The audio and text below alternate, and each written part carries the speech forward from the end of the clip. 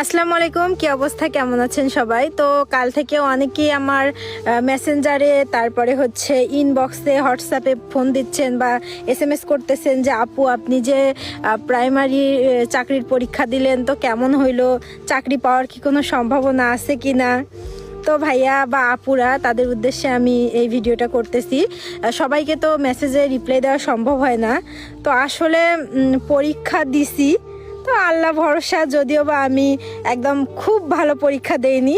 তো যাদের হচ্ছে অনেক বেশি মেধা আছে, আমি চাই যে সব সময় মেধা দিয়েই মানুষ এগুলোতে টিকুক।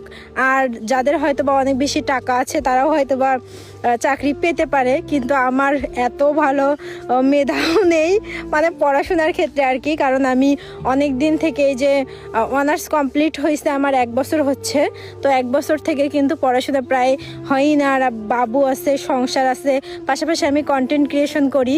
তো আপনাদের ভাইয়াও কিন্তু খুব বেশি চায় না যে আমি আসলে চাকরি করি, কিন্তু আমার আব্বুর অনেক বেশি শখ যে তার একটা সন্তান এত কষ্ট করে পড়াশোনা করাইছে। হয়তো বা আমি এই যে ভিডিও করি এটা নিয়ে আব্বুকে অনেকে অনেক কথা বলে, তো আব্বু চায় যে তার একটা মেয়ে চাকরি করুক। তো আব্বুর হচ্ছে ইচ্ছা পূরণ করার জন্যই আর কি আমার পরীক্ষাটা দেওয়া।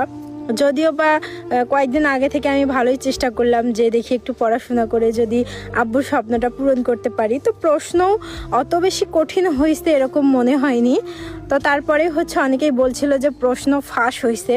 তো তারপরে আমি 2-1 জনের কাছ থেকে শুনলাম যে যাদেরকে প্রশ্ন দিছে আসলে ওই প্রশ্নগুলো নাকি আসেনি। তো এটা শুনে অনেক বেশি ভালো লাগলো যে যাই হোক, মেধাই অন্তত জিতে যাক। কারণ যারা এত কষ্ট করে পরিশ্রম করে পড়াশোনা করছে, সেই মেধা দিয়ে যদি তারা কষ্ট করে চাকরি না পায় তখন সেটা আরও বেশি খারাপ লাগবে।